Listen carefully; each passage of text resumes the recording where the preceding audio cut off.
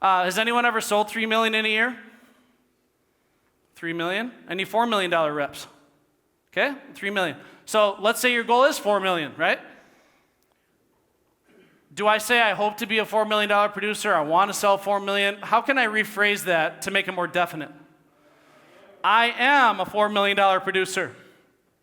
Now, why is it important to say I am? Start walking, talking, acting, behaving as if you already are. Why is that important? When I make up my mind 4 million is the goal, why do I have to start acting like that day one? Trains your subconscious mind? Absolutely. So it's not like Christmas morning, December 25th, I get hit with a $3.5 million windfall of sales. If I don't start walking, talking, acting, behaving like a $4 million producer day one of that journey, guess what? I will never get there. But you gotta repeat this stuff over and over because you gotta reprogram your mind to think bigger. But this is why Muhammad Ali, he said in interviews, I told myself I was the greatest before I actually was. And he repeated it over and over, and it became such a deep conviction that the people would show up to the ring terrified to fight Muhammad Ali. They'd be defeated mentally before they ever show up to the ring. Because they believed he was what? It's time to listen up, closers. Before you go any further, you need to hear this. The Grosso University Sales Academy Masterclass is not just another training opportunity.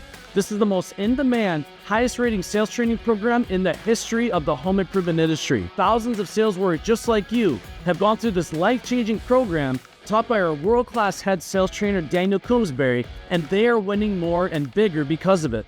If you're serious about dominating in sales, this is where you go to sharpen your edge. The best part is, it's 100% virtual and happens on the second Monday of every month, so there are absolutely zero excuses not to invest in your growth and development. Why don't you go ahead and hit the link in the description to learn more and lock in your spot and get ready to ignite the greatness within. On behalf of Grosso University, yes, you are a closer, and back to the video.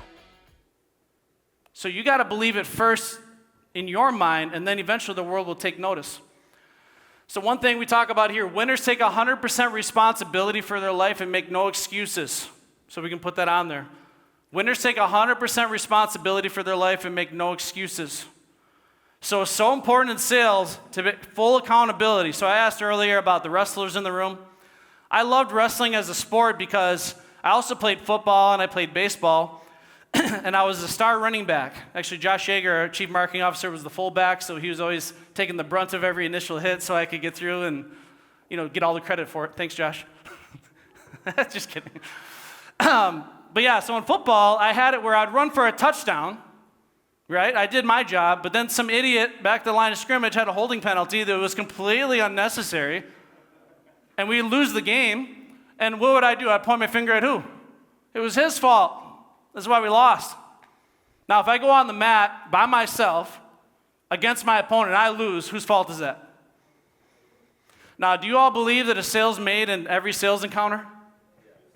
What are the two sales that are made? There's two choices. Either you sell them or they will sell you. Now, are they currently going to objection school right now? Are they currently going to objection camp? You're in closer's camp, for crying out loud. So who has the opportunity to get the outcome they desire more often than not? Who has the advantage? You do. But you got to make the most of it. You got to believe in it. Now, I just want to say that Rick Grosso, when I first learned this paint-by-number system we call the sales process, it was a 10-step system.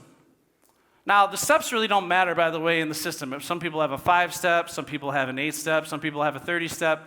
It really doesn't matter. It's just how you can organize it and repeat that over and over in your mind as your paint-by-number system. But one thing I found that wasn't talked about enough is preparation. So I simply took Grosso's 10-step sales methodology and I added step 1, not introduction, as preparation. Because I found there's so much a salesperson can do to get in the right state of mind, to have a morning routine of success, to be optimal, to get that positive mental momentum so when they knock on the door, they've already won, just like Muhammad Ali showing up to the fight, already winning in his mind. Now, there's a couple of books I reference in this. I'm not going to get too deep in the weeds because I know we're getting short on time already, but if you haven't read the book, it's very similar to Think and Grow Rich, where I don't think these are optional reads in my opinion. Everyone should read these, study them, internalize them. There's a book called Psycho-Cybernetics. It was written by a guy named Dr. Maxwell Maltz.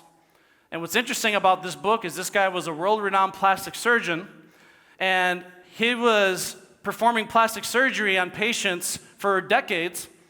And he found it interesting that often when people would come to him with some insecurity, some physical impairment, and he would fix it, he would see sometimes they became completely different people.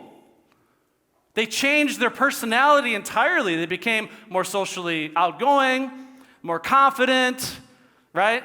They got out more, they made more friends. You see him get married a few years later. It's not like he's performing brain surgery, but he said it looks like the scalpel appeared in some cases to cut more than skin deep. That if I change the mental picture that people have about themselves, it actually changed their entire belief system and their behavior.